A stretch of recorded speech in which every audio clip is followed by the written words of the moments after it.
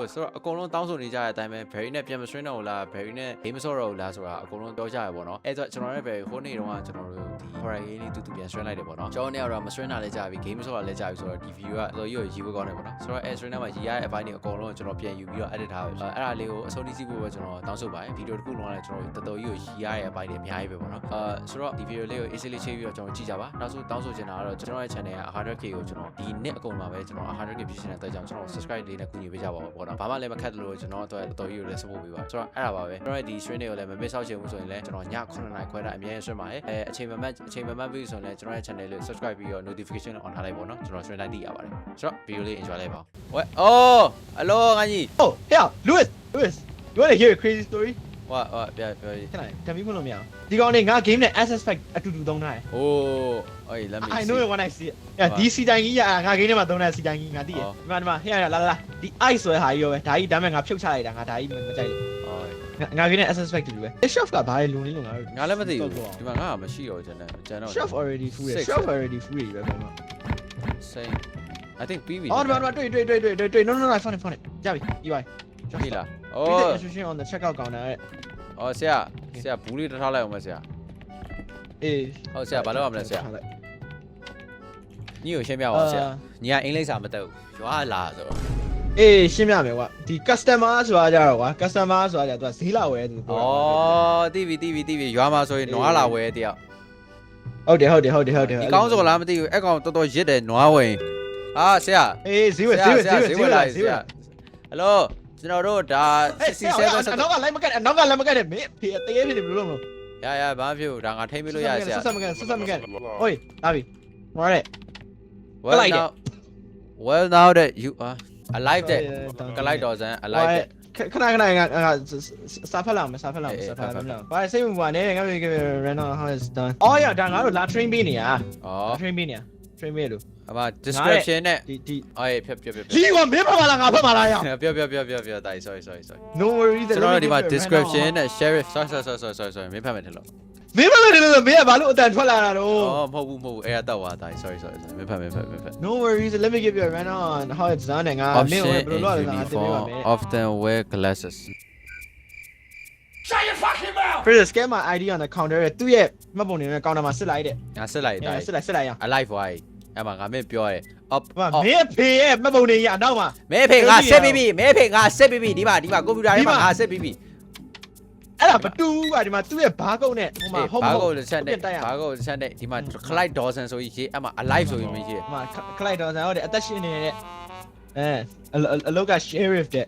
uniform ဝတ်ထားလေးရှိရဲ့ညမှန်နဲ့ okay fine နော်အဲ့မဟုတ်နှိတ်ကြည့်အောင်တိုက်အေးဟိုအကြီးနှိတ်ကြည့်ဟိုကြီးအော်မိကုန်းပြန်မေးလို့ရတယ်ခလုတ်တစ်ခုနှိတ်လာတယ် okay သိပြီ not sure what to say တဲ့ alive ကိုငါ not sure what to say တဲ့အဲ့ငါဘယ်လိုပြောမှာဒီကောင်ကအသက်ရှင်နေလားအသက်မရှင်နေလားငါသူ့မေးသူကငါ့ကိုဘာလို့ပြန်မဖြစ်ဒီကောင်နဲ့ဆရာဒီကောင်နဲ့ဆောက်ချိုးမပြေဘူးဆရာမရကျွန်တော်ဆရာမရတော့ကျွန်တော်စိတ်တူနေဆရာမရတော့ကျွန်တော်ဒုတ်လိုက်ချနေဆရာမရတော့ကျွန်တော်ဒုတ်ဝင်ပါလေဆရာမရတော့စိတ်တူနေမရတော့ဆရာစိတ်ကိုထိန်းရလို့ရမှာကျွန်တော်စောင်းစိတ်တူခဏ Daddy chill မပြပြဘယ်လဲဒါမင်းတိုက်ရမှာကွာဒီကမင်း तू ကွာဒါတကယ်အဲ့လို information အစစ်ကွာဥမာဒီမှာ alive လို့ပေါ်နေရကွာဒီမှာလည်းအပြင်မှာလည်းလာနေရဆိုတာ alive ပါဒါမဲ့ဒီမှာ dead တို့ဘာလို့အဲ့လိုတစ်ခုပေါ်နေပြီးတော့အပြင်မှာလာနေရအဲ့ဒါသေးပါအဲ့လိုလားဆရာ sorry ဆရာကျွန်တော်မသိဘူးအဲ့ဒါပဲ you don't really need to question about it ဆရာဟုတ်ဆရာ sorry ဆရာကျွန်တော်ညီကမသိလို့ညီကမသိ cash ရတဲ့ပဲဟောမို့ဒါရင်တော့ရတယ်အဲ့ဒါထုတ်ပြလိုက်မယ်သူ့နေပြီးမေးလို့ရမှာသူ့ခေါင်းလို့ဘာလို့ကိုမတင်ကားရအကြောင်းမေးလို့ရဟာငါခေါင်းမလို့ဆိုတဲ့အဲ့ item ထည့်ပေးလိုက်တော့မယ်အဲ့ဆို okay ထည့်ပေးလိုက်ပါဟုတ် accept transaction ရပြီဆရာလိုက်ဝိုင်းကြည့်အောင်မဆရာဆရာနောက်တစ်ယောက်လာပြီငါတို့ဆိုင်ရဈေးနည်းနည်းရောင်းရတယ်ကွာဈေးဝယ်လူနည်းများမန်ငါတို့ဆိုင်ရောင်းရတယ်ဟေးတဲ့ဖတ်ပါခွေးသားဘယ်လိုဖတ်ရတော့မှာ Bonnie MC Cree တဲ့ဟုတ်ကဲ့ကျွန်တော်တစ်ချက် second မေးမယ်တော့အမ MC Cree Bonnie MC Cree ကတော့ကျွန်တော်တို့ alive တဲ့ this person is busy တဲ့ဟုတ်တဲ့ဝေးdialogue မမြင်အောင်လားမင်း okay ခဏပြောက်သွားအဲ့ဒါ dialogue ဖတ်ပြလိုက်မယ်ဟေးတဲ့လောင်းနေတဲ့ hospital တဲ့ငါဆေးရုံမှာအလုပ်လုပ်ရတာတဲ့ဟိုအဟင်းမှာပေါ့နော်ဒီညာဆိုင်ကြိုက်စင်းတာတဲ့ငါ အိမ်မပြန်ခင်းနဲ့ပစ္စည်းတစ်ခုဝယ်သွားကြတယ်ကွာသူဝယ်သွားတာအာလူကျော်ဝယ်သွားတယ် chocolate ဝယ်သွားတယ်ရီဘူးဝယ်သွားတယ် အဲ့ဆဲအောင်မယ်အာဂရုံးနဲ့အဲ့ဂရုံးဖြစ်နေလားဂရုံးဖြစ်နေလားရအောင် တော့အပြင်မှာကတော့မှန်တယ်သူအချက်လက်တွေကဆက်ပြော often wear glasses often wear glasses မြန်မာအေးဟဲ့မပုံနေတယ်မှာမြန်မာပါအပြင်မှာမြန်မာပါခဏငါအဲ့ဒါတစ်ချက်မေး often wear glasses often wear glasses အင်္ဂလိပ်စာမတတ်ဘူးလားဆရာ often ဆိုမဲ့လဲကွာမင်းမှတ်ပုံတင်နေမှာတော့မင်းမျက်မှန်နေကွာ ဒါပေမဲ့ often လေးဆရာ often ဆရာဘူးကြိုပြန်သွားရမယ်ဆိုတယ် ခဏမေးကြည့်အောင်မယ်ကိစ္စအော်အဲ့ဒါစာဖတ်တဲ့မျက်မှန်နဲ့ငါဒီရောမလာခင်ငါချုပ်ခဲ့လိုက်တာโอเคရမီးလို့ရတယ်ကွာမျက်မှန်ဘာလို့မတတ်ထားလဲ ဆရာ ring လိုက်တော့ဆရာ အဲ့ဒါဆရာထည့်ပေးရမှာနော် ဒီပဲထည့်လိုက်ပါမယ်ဆရာကြာဆရာလောရှိ โอเคပါတယ်အေးဆရာနည်းနည်းရှိတယ်ကွာโอ้ยရောင်းရတယ်ဟာ လာhello ဆရာ hey man နဲ့just grabbing some stuff real quick ကွာ basically တခုခုဝယ်နေရပါတဲ့ဘာမှအရေးကြီးမှုပါဘူးတဲ့ okay ဟုတ်ပြီကြည့်ပဲ ဘာဝယ်ပါလဲသူ jelly ဝယ်တယ်ရေဘူးဝယ်တယ်စီဘူးဝယ်တယ် အားရဒီကောင် ID မရှိဘူးရ ဟဲ့ဒီကောင်မပုံနေရစားတာဟောလို့ ဒီကောင်မဖို့တဲ့ရတမျိုးကြီးတော့ရ ဒီကောင်မပုံနေရစားတာဟောလို့ Nathan call away ဒီကောင်မပုံနေရ ဘယ်လိုပေါင်းလဲ AI မှာတော့ NATH ဒီကနေ့ ING ငိုင်းလိုက် away အဲ့မတွေ့ရအောင် what the fuck မင်းရေးတဲ့နာမည်ကိုကြည့်လေကွာလူလိုမရေးတော့နာမည်ကိုခဏ Nathan လေး call away လေ မဟုတ်ဘူးလို့ဟာငါရေးမယ်လို့ပြောနေတာမင်းငါအေးတပည့် ဟုတ် နေဆရာရေးမယ် ဟုတ်ဆရာဟုတ်ရေးဆရာပြောရင်ရပျောက်သွားလို့နေမှာပါတဲ့ဟုတ်တယ်ပျောက်သွားလို့နေမှာမကြည့်လိုက်မယ်ဆရာ အေးတော့တွေ့တစီးစက်တိုင်းတေးသွားပြီတေးအဲ့ဒါတေးမင်းဖေကတေးသွားပြီမင်းဖေကတေးသွားပြီ ဟဲ့မေလို့လန့်တာခွေးသားရဲ့အဲ့လိုကြီးတော့မပြည့်နဲ့လေကွာနည်းနည်းလေးတော့ပြုံးလေကွာ မင်းဖေကတေးသွားပြီကွာကွန်ပျူတာထဲမှာအပြင်မှာဈေးလာဝယ်နေတာ ဩသူလဲ တေးသွားပြီဈေးလာဝယ်နေမှာတော့ သူလဲဘိုက်စာလို့နေမှာပေါ့ကွာ ရှင်းလာဟုတ်ဆရာဟုတ်တပည့်ရှင်းလိုက်မယ်ဆရာ ကန်ဘယ်မှာချလာလို့ရ တပည့်ဘယ်နာတော့ပြရမလဲတပည့် အော်တပည့်အတုံးရအမိုက်တော့အနောက်ပြီးမှာတပည့်ဟိုကဘယ်နာတမျက်စီဘယ်နာမှာထားရတပည့် မလေးဘူးတပည့် ဘာအောင်တော့ကွာတမျက်စီပောက်ခဲ့တဲ့နေရာမှာရှောက်ထားခဲ့ delivery has arrived ရရောက် delivery ရောက်လာလာနှိမ့်ကြ တပည့်တို့ အေးတပည့်ဒီလိုလားလို့ delivery မှာ ရောက် တော့ ပြီမှာမင်းဖေကိုငါ့ ဆရာ sorry ဆရာ မလား တပည့်တို့ရောင်းကြည့် မလားရမလားပို့လာပို့ အိုးပွင့်လာဘယ်လိုဖွင့်ရဟာတပည့်တိုက်တယ်ဟာ တေးရဈေးလာဝယ်အဲ့ဒါပဲလေကျွန်တော်တေးရဟုံးမို့ဆက်အဲ့တော့ထုံးချုံတွေပါတိုက် answer the phone တပည့်ယူလိုက်မယ်ဆရာဘာပြော ကန်လိုက် Hey man, I am just down your road. My car won't start. I really need a hand getting running again. Can you come out and help me? ဟုတ်ကဲ့တပည့်အဲ့ဆိုကျွန်တော်သွားလိုက်မယ်နော်ဆိုင်တိုင်းမှာကပ်ပြောက်သွားလာကူလို့ရမှာ no တပည့်ဆိုင်တော့ဆရာသွားလိုက်မယ်ဆရာတခုပြောမှာကြောက်တော့ဆရာတခုပြောမှာကြောက်တပည့်သွားလိုက်မယ်အတူသွားမယ်တပည့်မှာတပည့်မှာတက်တက်ရှိရတပည့်မှာတက်တက်ရှိရရတယ်ဆရာမေမေလုံးရအိမ်ထဲဆက်ပြည့်ဆိုင်နေပြထောင်းကြရဟိုမေးဟော Hello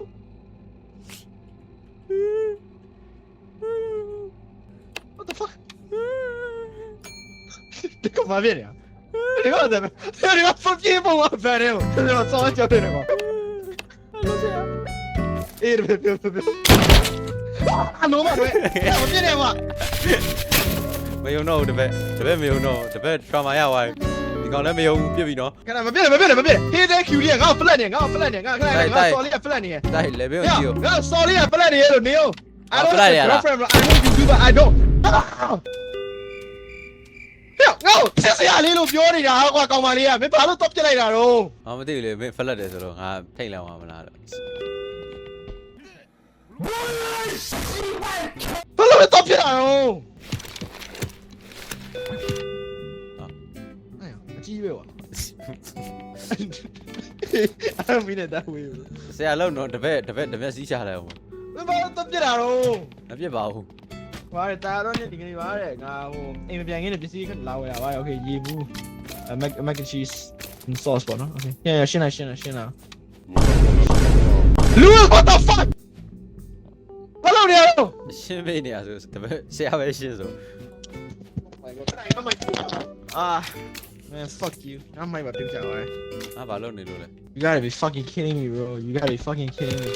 တပည့်ဗာများလုပ်ပြီလို့လဲဆရာ Yeah, that just shit me like that, man. You gotta send me right. Yeah. တပည့်ကွာထီလို့မလုပ်တဲ့တပည့်อ่ะ ဆရာကြီးလိုက် အဲ့လိုမျိုးဆောက်လို့ Your shift is done. Claim any message and head to the bus. Okay ဝါးငါဒီနေ့ကအလုပ်တွေပြီးပါပြီတဲ့ရှင်းနေရှင်းပြီးသွားတော့တဲ့ခဏဝေးခဏနော်တဲ့ အဲ့ရှင်အခမဲ့လုပ်ပြီးရ အဲ့လဲတက်နေပြီကြောက်ပြီဒီဆိုင်မှာဈေးသွားမွေးတော့ဘူးအေးအောင်ဟေးငါ့ကိုလာဖလက်တဲ့ကောင်မလေးကိုကောက်ပစ်လိုက်တာပါလို့ကိုလူကတကယ်ကောင်မလို့ကဲဒီလိုလာတော့အော်ဟေးမပြစ်တယ်လို့ဘာလို့ပြစ်နေရတော့ငါ့ကို အင်းပါကြီးရတပည့်ရှိမှဆရာဖြစ်တာဆရာဖြစ်မှတပည့်ရှိရနော် အေးပါကွာလို့ခဏငါဖြုတ်ပေးမယ် Yeah I know the perfect word နိုင်ငါဆိုင်ကို customer တားကြရမယ်စားလို့ရှိရခဏပြောတိုင်း အေး no ဒါငါကြည့်ရှင်ဒါမရဒါလည်းမရငါကြည့်ရှင် shit ဖက်မင်းကျွန်တော်ပြီးရင်တင်ပေးမယ်လေတော့ဘော Lucas man Oh no I have the perfect Yeah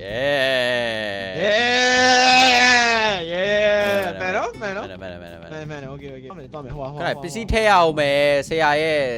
အိမ်ပြန်ကျင်နေရပဲ ဆရာပြန်နေပြီကွာဆရာအိမ်မှာမိမဆောက် အော်တော့ကောင်းတာပဲဆရာ ဆရာအိမ်မှာမိမဆောက် ဆရာလူကောင်ယူရလူရှိသေးရဲ့ ရှိတယ်ဆရာအိမ်ဘောကမစ္စတာ jobless ဆိုပြောတာပါလာအေးလေးပါလေ cheers ဆရာငါကြီး cheers ခဏဆရာကျွန်တော်အဆင်ပြေသေးဆရာကျွန်တော်အလုပ်လုပ်နေဆရာလိုမဟုတ်ဆရာ မိမဘယ်တော့ရောက်သွားလဲမကြသေးဘူးကျွန်တော်နဲ့လီယွန်အဲ့လိုမျိုးတရက်သေးပဲအဲ့ဒါမင်္ဂလာဆောင်တနေရာရဲ့ဒူဆောင်လိုက်တာပြင်းမှုမြင်ပါဒီကောင်ငါတခုနဲ့ရှင်းရမယ်တော့ဒီပြင်းမှုမြင်ရှာပေါင်းမယ်ကွာမင်းဘေးကဟိုနဲ့နန်းနဲ့ကျဲတာကွာဒီဘက်ကောင်ကြားဟုတ်လားအားတော့မကြားဟုတ်တယ်ခေါင်းတွေပါပြောတယ်ပလို့ပဲကြားဆရာတဲ့အလုပ်လည်းမလုပ်ဘူးပဲပြောလိုက် cheers ပဲအော်မထိပါဘူး ဆရာ wait mo cheers လာကောင်းပါပြောမယ်ဟာ ဆရာကိုကြည့်ပါဦးကုန်းစုနဲ့ တပည့်ကဲလို့တပည့်ရ တပည့်မကဲကျွန်တော်ခဏဆောင်ဆရာ ပတ်စံ30ရတယ်တဲ့ပတ်စံနဲ့တဲ့ဘယ်လူကောင်းတကောင်မှမတတ်မိဘူးတဲ့လူကောင်းလူမတတ်မိဘူးပေါ့မဆိုးပါဘူးအဲ့မင်းငါ့ကိုလာဖလက်တဲ့ကောင်မလေးဘာလို့ပြစ်လိုက်တာကွာ ဘာပြောလဲday 2ကျွန်တော်တို့ day 2ကိုရောက်ရှိပါ ဘာလို့တော့ပြစ်တာကွာမင်းငါ့ကိုလာဖလက်တဲ့ကောင်မလေး မိမရှိရဆိုဆရာနော်ကာကွယ်ရဆရာ I can okay never mind that joke is not good နဲ့ Jules တင်ဟဲ့ Jules ရဲ့ diner ကြီးမီးလောင်သွားတယ်တဲ့တရေကြီးကြောင့် ဖြစ်တတ်တယ်ဆရာဆရာမီ favorite ဆရာ fuck our favorite ဆရာဘာလို့လဲ တပည့်ပြော cat ears bro you got cat ears တက်လိုက် you got cat ears ဟာ thank you message ဘလို့တက်ရလဲ ဆရာတပည့်လည်းမသိဘူးဆရာ ဘယ်ထားရဆိုစကား favorite ဟောမဈေးဝယ်လာတယ်စော့ပြန် ဆရာမရဘူးဆရာကျွန်တော် လောင်းလာ addiction ဖြစ်နေတယ်ဘယ်နဲ့လာတွေ့ I'm sorry I'm a bit out of it ငါနည်းနည်း လောင်းတိုင်းလို့ဆောင်းတယ်ကျေးဇူးပါလို့ monitor ဟုတ်တယ်ငါတို့နေ့လည်မတိုင်ခင်ကငါကြည့်နေရလို့ပေါ့နည်းပြင်မဲ့နေလို့ပါ okay jelly ပေါ့နော်နှစ်ခုပေါ့ heavy facial agony တဲ့ computer engineering နဲ့မှန်တယ်ရအလိုက်တယ် မှန်ဟေးဆရာခွေးဆိုင်တော့ခွေးဝင်လာဆိုင်နဲ့ခွေးဝင်လာရတပည့်မလုပ်နေရတော့ခွေးဝင်လာ very truck very ညီကောင်းစောထွက်သွားဈေးလာဝယ်လားဟာယောအစင်းမြင်လိုက်လားဝူတဲ့ယောအစင်းမြင်လိုက်လားကွာခွေးကမပုံနေနေကွာအစင်းမြင်လိုက်လားကွာဒီကိန်းလေးကခွေးက he is a dog တဲ့ okay ခဏရမီးကြီး he is a dog ဆိုတာမီးကြီးအောင်မင်းရှင်းပေးလိုက်ပြီလား Woof တဲ့ဟုတ်တယ် I think he might be a dog bro ဒါပေမဲ့မင်းလည်းပြောကြည့်ပါမင်းလည်းဆိုပုံနားလေလောက်ခဏ he is a dog ဆိုမီးကြီးမင်းခွေးလားဆိုပြီး woof တဲ့ okay ဟုတ်တယ်လို့ပြောတာခွေးကဈေးဝယ်တတ်တယ်ဟာအေးတော့အန်လို့မဆုံးခဏဆောင်ဆရာခဏဆောင်တော့ဆရာအဲ့ဘယ်ဝင်လာတိတ်မတင်အောင်ရခဏအခုဝင်လာကောင်$10ဒါကောင်မလုပ်နေအောင်ဟိုတော့လောင်းလာတော့လုပ်နေ sorry အဲ့ဒီကောင်ဘာလုပ်နေရလို့တဲ့တော့လာတော့တာအောင်ပါmaintenance supervisor India maintenance supervisor ဒီကောင်တော့မှန်ပါဆရာငါမလိုက်တော့တက်လည်းနဲ့ချီပါဖေးလိုက်ပါ9000လောက်ညဖုန်းလိုက်မင်းတတိပါတယ်မင်းဟာကျွတ်တယ်ဟဲ့အဲ့ဘာလို့ဆိုင်ထဲမှာကျွတ်တယ်အများကြီးပေါ်နေရလဲ clean up before the next and you'll get a hefty bunch and now get to ဟဲ့ငါတို့ဘာလာပေးမယ်ကျွတ်တယ်ရှင်းလိုက်ရှင်းဘာနဲ့ရှင်းရမှာတော့တနက်ကောပြပြမင်းတနက်ဘယ်မှာတော့ကျွတ်ကိုတန ကိုကိုင်ထုတ်ယူလိုက်ငါဘယ်လို ရလားမသိဘူးငါလည်းတိုက်ခဲ့ပါဦးကျုပ်တက်တက်ပြစ်လို့မရဟယ်လို မိုက်တော့နေရမှာရကိုကိုကိုင်ကိုင် ဘယ်မှာတော့ ကိုကိုင်မိုက်တော့နေ ရပြီတကောင်ရတကောင်ရတကောင်ရဘာတော့ဘယ်မှာတော့တကောင်ဘယ်မှာတော့အမိုက်ပေါ်မှာဘယ်မှာတော့တိုက် နောက်ဖေးမင်းဂမ်လေးလုပ်တဲ့နေရာယူလာခဲ့ ဘယ်မှာအော်ဒီအဝေးကွာ ဟဲ့အောင်မဘယ်ကောင်လို့ဒီလိုလည်းကြည့်နေ တိုက်ရီလိုအောင်မယ်ခဏဆောင်ပြေးသွားပြီဆရာပြေးသွားပြီဆရာပြေးသွားပြီပြလိုက်တာပြေးသွားပြီဆရာပြေးသွားပြီပြလိုက်တာပြေးသွားပြီဆရာကဲပါဦးဆရာ ကမင်းနေတာမင်းကို ဆရာဒီမှာတက်လို့ရတယ်ဆရာအီးနေပြီးတော့တခါတက်လိုက်အဲ့မှာပဲ ဟုတ်လား အီးနေပြီး left click နဲ့လည်းတခါတက်တယ်အကောင် โอเคဆရာတော့ โอเคရှင်းတွေ့ရအများကြီးအများကြီးပါဈေးဝယ်ရအများကြီးလာနေပြီ ဆရာဖွားရောက်လာကြများလိုက်တဲ့ကြွတယ်Hello ဒီရတဲ့ you look tired တဲ့ would you like a candy တဲ့ဟုတ်ချိုးချင်စားမလားတဲ့အဲ့ဒါတိုင်းဆရာ အေးဒီဘက်ဘာတော့ ဆရာလာကြည့်အောင်ဆရာ မဟုတ်ဒီမှာလူပုံလည်းမပါဘူး ဆရာအဲ့ဘယ်လိုလုပ်ရမလဲဆရာ သူ့ရဲ့အခုလက်ရှိရအလောက်ကင်မရှိရင်ငါလိုပဲကွာ1990တော့မွေးတာတဲ့ဘယ်လိုလုပ်မလဲ ဘယ်လိုလုပ်မလဲဆရာ သူ့နည်းနည်းမင်းကိုထုတ်ကြည့်အောင်သူ့နေရာဘယ်နားက off နေရရှိအောင် သူ့လား လို့ပဲထင်ပါနော်ဘာမှတည်စစ်စရာမရှိပါရောင်းမိလိုက်တော့ မလဲကွာတာကြီးဂုံပဲကျိုးနေရတယ်ဂုံပဲကျိုးနေတယ်ပါ ခန်းမမြင်နေတဲ့ခန်းမမြင်နေတဲ့တိုင်မင်းကိုလေးပါလေးထုံဒီကောင်လား တခါပိတ်တယ်အိမ်ထဲဝင်လာဘယ်လိုလုပ် ဟိုပတ်ကောက်လာအသားလုံးနဲ့ပတ်ကောက်လာ evening နဲ့ friend နဲ့ you look tired တဲ့ long night တဲ့ sometimes a prayer and a brave can hide နေကောင်းလား I think he work at church bro Isaac warning နဲ့ Isaac warning wear a cross on the neck he is fine I bet fine ငါမျိုးပြောတယ်ငါတပည့်ငါမျိုးပြောတယ်နော် don't judge a book by its cover ပါပြီတရေနှကောင်စီးအောင်ပြီးမိပြီတဲ့တာကြီးပုံတော့သူတို့နောက် second 60နေလာမယ်ဟဲ့ trap တွေချမင်းဘာလုပ်တာတော့ trap တွေချလေးဘောတော့လုံးနေတကယ်တကားတွေတသားပဲနဲ့လိုက်ပေးဘာလုပ်နေရတော့တပည့်အလုပ်တပည့်တကားတွေလိုက်ပေးလို့တပည့်လို့ငါလောက်ခွဲတပည့်လေးအာကိုရဲ့အတန်ကိုထုတ်တော့လိုမျိုးဆိုရင်တပည့်လို့ဟာတပည့်နဲ့ငါတပည့်ဘေးဝါလည်းမသိဘူးလိုချင်ဆိုရင်အာကိုရဲ့တပည့်လေးပါ quality တပည့်လောက်တော့ကြားတယ်quality တပည့်လောက်တော့ကြားတယ်လို့သွားပြီရောချ okay ပုံပြီလို့ဆရာတပည့်မင်းဘာလာလုပ်နေရတဲ့မှာဘာလုပ်နေရတော့ ဟာလို့ဆရာမိပိတ် ဟုတ်ရနေပိတ်မိပိတ်တော့ ဆရာမိမပိတ်တော့လို့ပေါ့ဆရာမိပိတ်နေမိဆရာမိရမပိတ်တော့ဘူးတပည့်ပြဿနာတပည့်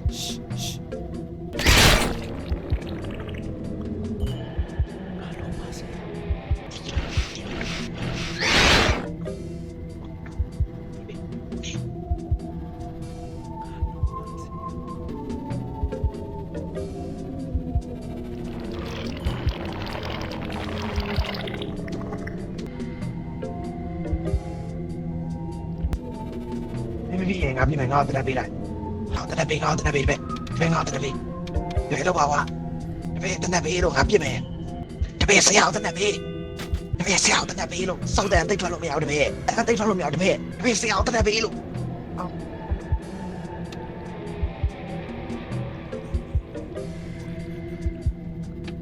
ဆရာအောက်မှာအောက်ကိုကြည့် Okay တပည့်ဒီမှာနေဆရာသွားပြီလာ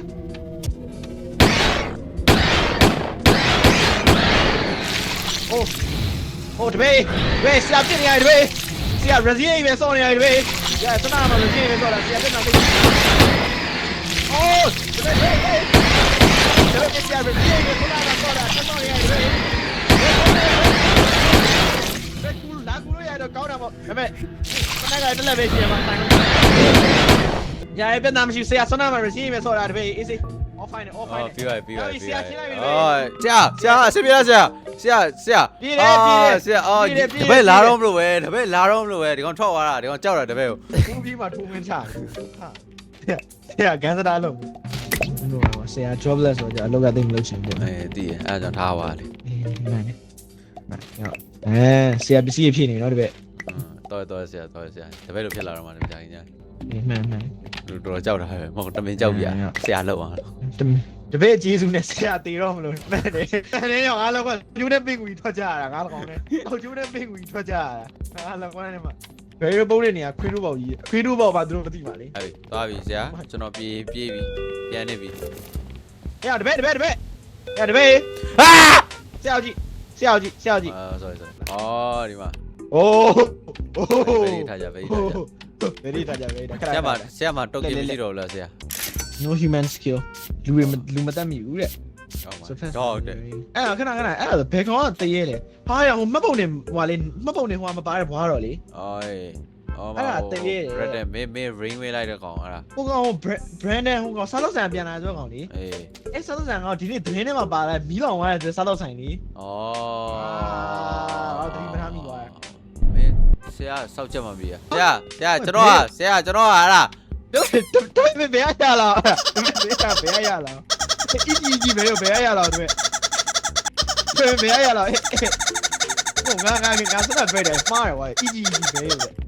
一级哦，我一了个一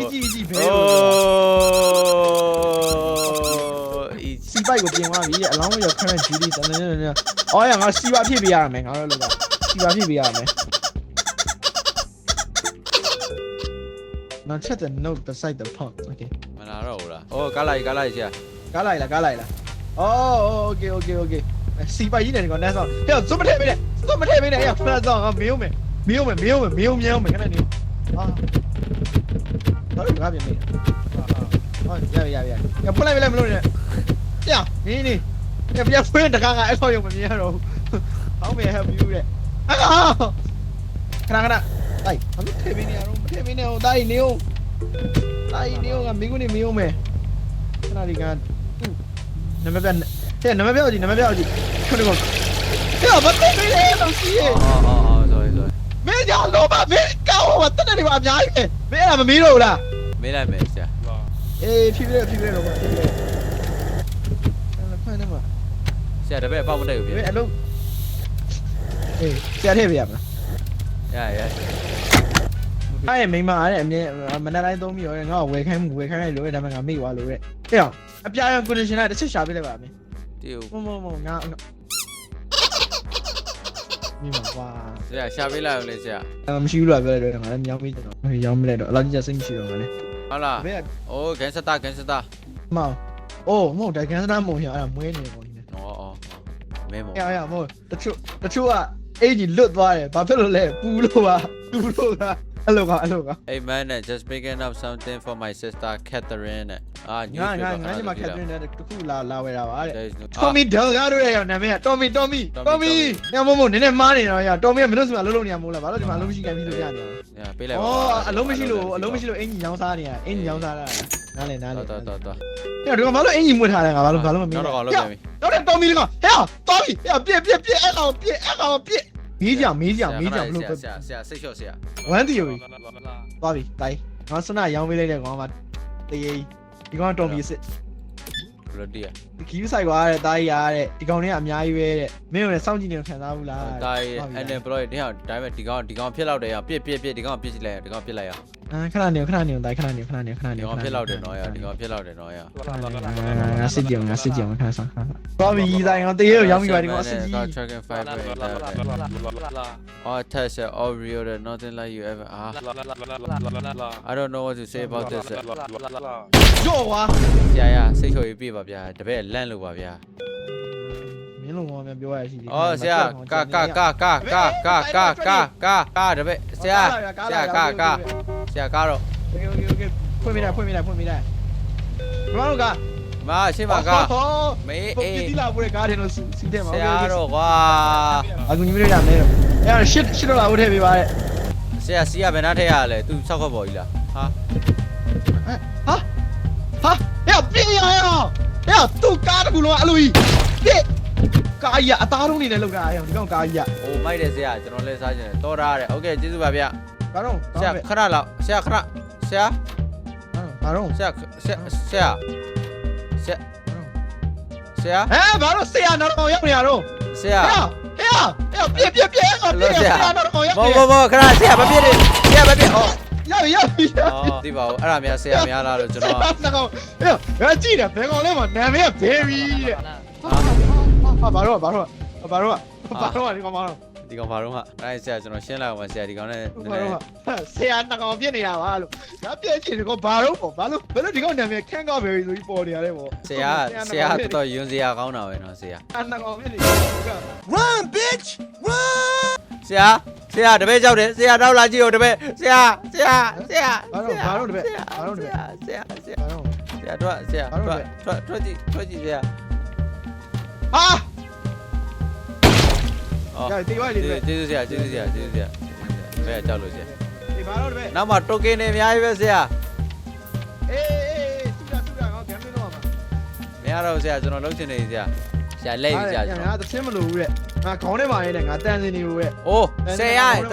ဆရာ10ကွန်ရဆရာ ကောင်းတယ်ခဏဆရာဒီကောင်တေးဟုတ်မှုမင်းလို့ဆရာ အော်ဆရာကောင်းတယ်ဆရာလှုပ်ဆရာဦးစားစူးစားတာဆရာတပည့်ကျွန်တော်တပည့်ပတ်စံနေပွားနေဆရာ ဒီပြလိုက်တော့အဲ့တော့ရ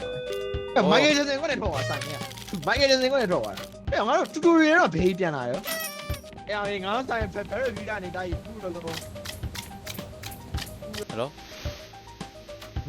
ဟူအာယူ လိုက်မင်းကဘယ်သူလဲဆရာတပည့် တပည့်ဆရာတပည့်သွားပြီဆရာ ဒီပုံတော်ကလာဝဲခဏဆရာအဲ့ကောင်နဲ့စကားပြောကြည့်မယ်တပည့်မင်းရဲ့ဆရာဘယ်မှာလဲတဲ့ဒီကောင်မှတ်ပုံနေပေးလိုက်အဲ့တော့ကလိုက်တောင်စင်မှတ်ပုံနေနဲ့လာဝဲရဒီကောင်တကယ်ကောင်ပဲဟာ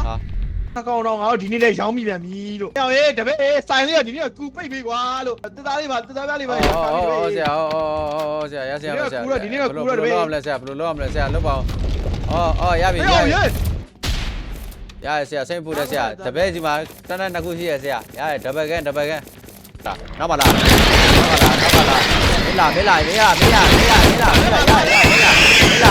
က်စောကျဒီလေးလို့ရစောကျ